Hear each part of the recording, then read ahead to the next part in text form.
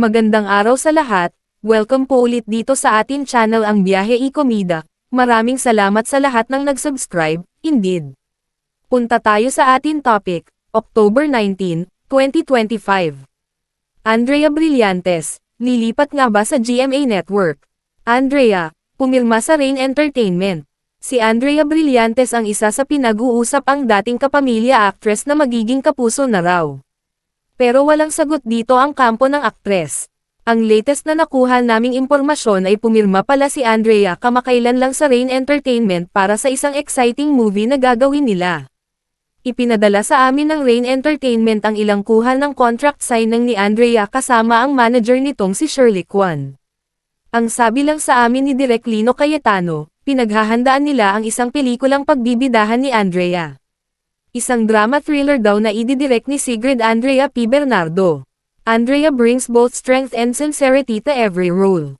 We're thrilled to have her lead this new film and look forward to exploring more opportunities to work together, including future series collaborations, saad ni Direk Lino Cayetano.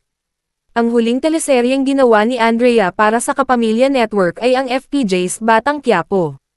After that, wala pa tayong nababalitang susunod niyang project sa ABS-CBN. Totoo bang pipirma siya bilang kapuso? Okay naman. Pero hindi ba medyo nagsisiksikan na rin ang mga talent sa Kapuso Network? Maganda ring gauge ang pelikula niya sa Rain Entertainment kung ma-establish niya ang record niya sa box office. So, good luck, Andrea. Nolinagan natin noon pa na may movie project si Andrea with Enrique Hill. Ito ba yung sa Rain, o iba pa? Kung magiging kapuso man si Andrea, okay na iyon para magkaiba na sila ng bakuran ni Catherine Bernardo, at mapalayo na rin kay Daniel Padilla na nalilink naman kay Kayla Estrada. Sa November 30, 2025 ay second anniversary na ng announcement ng Kathniel breakup, kung saan nag-awit si Andrea. E-click ang mga link sa description box, para sa mas maraming showbiz alerts.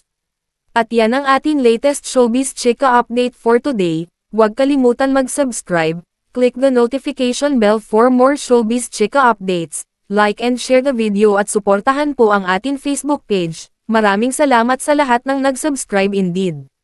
Magandang buhay sa lahat, adios!